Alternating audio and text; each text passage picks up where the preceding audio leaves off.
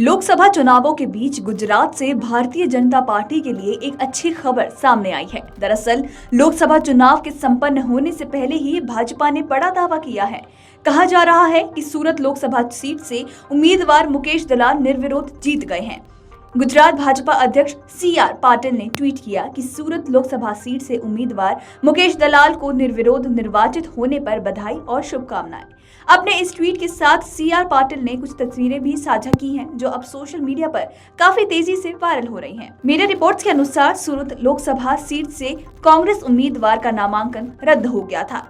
सूरत के कांग्रेस कैंडिडेट नीलेश कुम्हाड़ी का नामांकन रद्द होने के बाद घटनाक्रम तेजी से बदल गया था।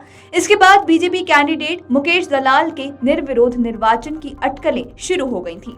हालांकि मुकेश दलाल इसके बाद भी प्रचार में जुटे रहे। कांग्रेस उम्मीदवार का नामांकन रद्द होने के बाद बचे हुए 8 निर्दलीय उम्मीदवारों ने भी अपने नाम वापस ले लिए हैं। नामांकन पत्र वापसी के अंतिम दिन सभी 8 उम्मीदवारों ने अपने पर्चे वापस ले लिए।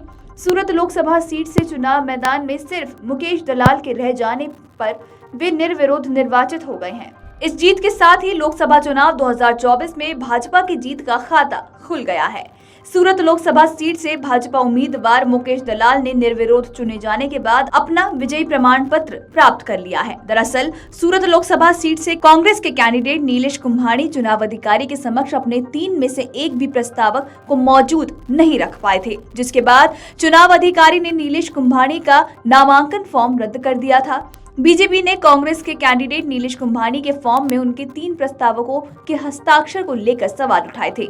वहीं कांग्रेस ने नामांकन खारिज का आरोप सरकार पर मढ़ दिया है। कांग्रेस ने कहा कि सरकार की धमकी के सामने सब डरे हुए हैं। कांग्रेस नेता बाबू मांगूकिया ने कहा कि हमारे तीनों प्रस्तावकों का अपहरण हुआ है।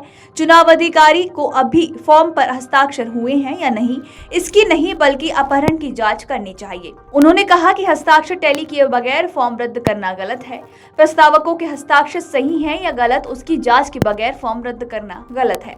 वहीं नीलेश कुम्हाड़ी के प्रस्तावक में उनके बहनोई, भांजे और भागीदार के हस्ताक्षर होने का दावा किया गया था, लेकिन तीनों प्रस्तावकों ने चुनाव अधिकारी के सामने कल एफिडेविट कर कहा था कि नीलेश कुम्हाड़ी के फॉर्म में उनके हस्ताक्षर नहीं है, जिसके बाद से तीनों प्रस्तावक गायब हो गए।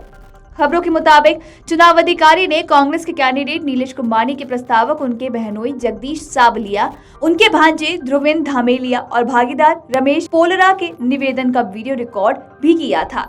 प्रस्तावकों के दावे के बाद चुनाव अधिकारी ने जवाब देने के लिए कांग्रेस कैंडिडेट नीलेश कुम्हाड़ी को 1 दिन का वक्त दिया था। कांग्रेस के कैंडिडेट नीलेश कुम्हाड़ी अपने एडवोकेट के साथ चुनाव अधिकारी को जवाब देने पहुंचे थे, लेकिन 3 में से एक भी प्रस्तावक मौजूद नहीं रहे। Video desk Amarujala dot com. अगर आप ये वीडियो YouTube पर देख रहे हैं तो हमारे चैनल को सब्सक्राइब करें और बेल आइकन को दबाना ना भूलें। अगर आप Facebook पर ये वीडियो देख रहे हैं तो हमारे पेज को लाइक करें।